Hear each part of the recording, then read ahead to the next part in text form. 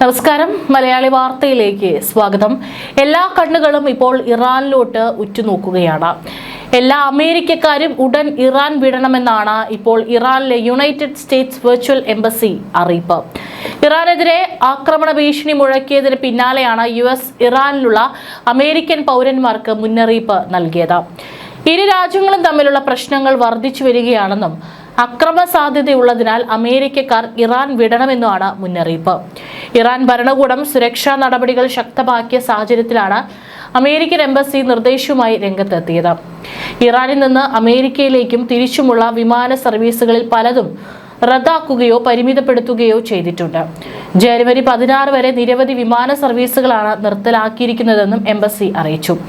അടിയന്തര മുൻകരുതലുകൾ എടുക്കണമെന്ന് അമേരിക്കൻ പൗരന്മാർക്കും രാജ്യം മുന്നറിയിപ്പ് നൽകിയിട്ടുണ്ട്. ഇറാനിൽ നിന്ന് കരമാർഗം അർമേനിയയിലേക്കോ തുർക്കിയിലേക്കോ പോകാനുള്ള സാധ്യതകൾ പരിശോധിക്കണമെന്നും ഇറാനിലെ US എംബസി വ്യക്തമാക്കി. എപ്പോൾ വേണമെങ്കിലും ഇന്റർനെറ്റ് സൗകര്യങ്ങൾ ഇല്ലാതാകാമെന്നും മനസ്സിലാക്കണമെന്നും ആശയവിനിമയത്തിന് ബദൽ മാർഗങ്ങൾ കണ്ടെത്തണമെന്നും എംബസി അമേരിക്കൻ പൗരന്മാർക്കും നിർദ്ദേശം നൽകിയിട്ടുണ്ട്. എത്രയും പെട്ടെന്ന് ഇറാൻ വിടാൻ തയ്യാറാകണമെന്നാണ് അമേരിക്കൻ പൗരന്മാരോട് എംബസി ആവശ്യപ്പെട്ടത്. താമസ സ്ഥലത്ത് നിന്ന് പുറത്തിറങ്ങാൻ കഴിയാത്ത സാഹചര്യമുള്ളവർ സുരക്ഷിതമായ സ്ഥലം കണ്ടെത്തണമെന്നും അവശ്യ സാധനങ്ങൾ കരുതണമെന്നും മുന്നറിയിപ്പുണ്ട്. ഇറാനിൽ തുടരുന്ന അമേരിക്കൻ പൗരന്മാരെ അവർ ചോദ്യം ചെയ്യാനും അറസ്റ്റ് ചെയ്യാനും തുറങ്കിൽ അടയ്ക്കാനുമുള്ള സാധ്യതകൾ കൂടുതലാണെന്നും എംബസി അറിയിച്ചു. US പാസ്പോർട്ടോ അമേരിക്കൻ പൗരന്മാരാണെന്ന് കാണിക്കുന്ന രേഖകളോ കണ്ടെത്തിയാൽ അവരെ തുറങ്കലിൽ അടയ്ക്കാനുള്ള മതിയായ കാരണമായി ഇതിനെ ഇറാൻ ഭരണകൂടം കണക്കാക്കുമെന്നും സ്റ്റേറ്റ്സ് വെർച്വൽ എംബസി വ്യക്തമാക്കിയിട്ടുണ്ട്. ആഭ്യന്തര യുദ്ധം തുടരുന്ന ഇറാനിൽ ആക്രമണം നടത്തുമെന്ന് അമേരിക്ക മുന്നറിയിപ്പ് നൽകിയിരുന്നു.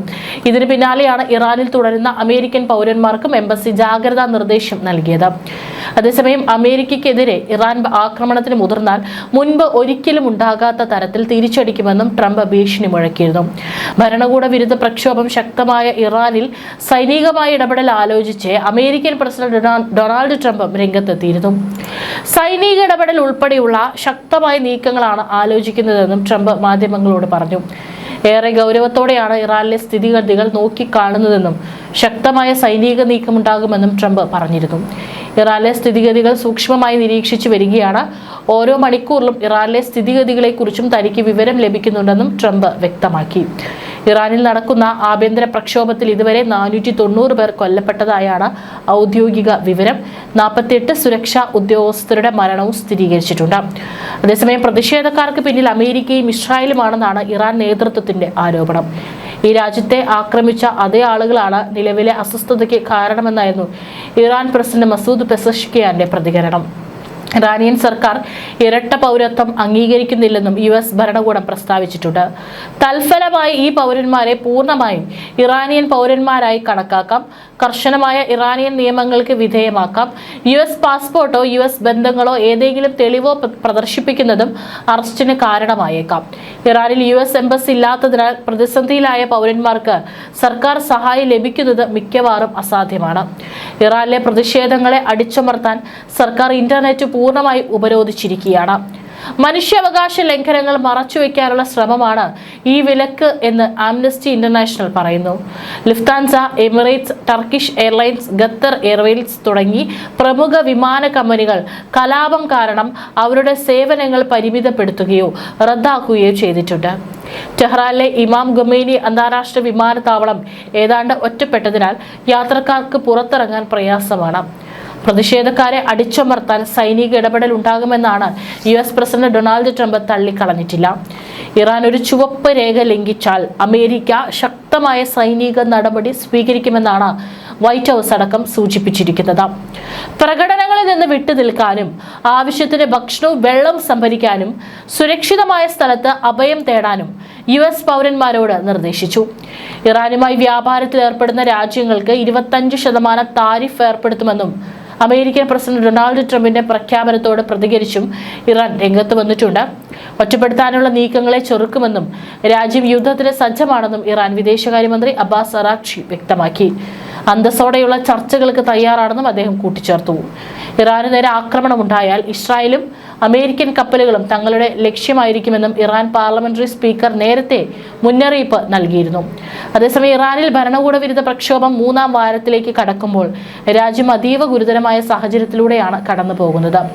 പ്രക്ഷോഭകാരികൾക്ക് നേരെയുള്ള കടുത്ത അടിച്ചമർത്തലിൽ കൊല്ലപ്പെട്ടവരുടെ എണ്ണം 646 കടന്നതായാണ് ചില റിപ്പോർട്ടുകൾ. ഇതിനിടെ ഇറാനെ സാമ്പത്തികമായി ഒറ്റപ്പെടുത്താൻ ലക്ഷ്യമിട്ട് ഇറാനുമായി വ്യാപാര ബന്ധത്തിൽ ഏർപ്പെടുന്ന രാജ്യങ്ങൾക്ക് അമേരിക്കൻ പ്രസിഡന്റ് ഡൊണാൾഡ് ട്രംപ് 25% ഇറക്കുമതി നികുതിയും പ്രഖ്യാപിച്ചു. മനുഷ്യാവകാശ സംഘടനയായ HRANA റിപ്പോർട്ട് പ്രകാരം ഇതുവരെ 646 പേർ കൊല്ലപ്പെട്ടു.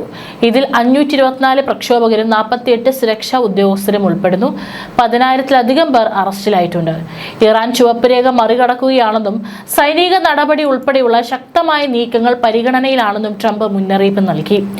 രാജ്യത്ത് ഇന്റർനെറ്റ് സേവനങ്ങൾ ഇപ്പോഴും ഭാഗികമായി തടസ്സപ്പെട്ടിരിക്കുകയാണ്. എന്നിരുന്നാലും എലോൺ മസ്കിന്റെ സ്റ്റാർലിങ്ക് സാറ്റലൈറ്റ് ഇന്റർനെറ്റ് വഴി പ്രക്ഷോഭകർ വാർത്തകൾ പുറം ലോകത്ത് എത്തിക്കുന്നുണ്ട്. അതേസമയം ഇറാനിലേതൊരു വിപ്ലവമാണെന്ന് യുക്രൈനിയൻ പ്രസിഡന്റ് വ്ളാഡിമിർ സെലൻസ്കി വിശേഷിപ്പിച്ചു. പ്രക്ഷോഭകർക്ക് പിന്തുണയുമായി നൊബേൽ സമ്മാന ജേതാവ് Malala Yousafzai, French president Emmanuel Macron തുടങ്ങിയവരും രംഗത്തെത്തി. എന്നാൽ അമേരിക്കയുടെ താരിഫ് പ്രഖ്യാപനത്തെയും ചൈന ശക്തമായി അപലപിച്ചിട്ടുണ്ട്.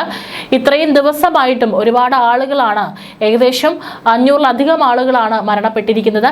എന്നിരുന്നാലും ഇവരൊന്നും തന്നെ തങ്ങളുടെ ഈ തുടർന്നുകൊണ്ടിരിക്കുന്ന രാജ്യത്തെ പല ഭരണവിരുദ്ധ വികാരങ്ങൾക്കെതിരെ തുടർന്നിരിക്കുന്ന ഈ പ്രക്ഷോഭത്തിൽ നിന്ന് ഒരു തരി പോലും പിന്നോട്ട് പോകില്ല എന്ന് ഉറപ്പിച്ചു തന്നെയാണ് ഇറാനിലെ സ്ത്രീകളും കുട്ടികളും പുരുഷന്മാരടക്കം തെരുവിലിറങ്ങി പ്രതിഷേധം നടത്തുന്നത്. അതേസമയം തന്നെ ഇറാൻ ഭരണകൂടം ആർക്കെതിരെയാണ് സമരം ചെയ്യുന്ന ആ ഭരണകൂടം ഇപ്പോൾ ഇസ്രായേലിനെയും അമേരിക്കയും നേരിട്ട് വെല്ലുവിളിക്കുകയും യുദ്ധത്തിന് തങ്ങളുടെ രാജ്യം സജ്ജമാണെന്ന് തയ്യാറാണെന്നും അറിയിക്കുകയും ചെയ്തിരിക്കുകയാണ്.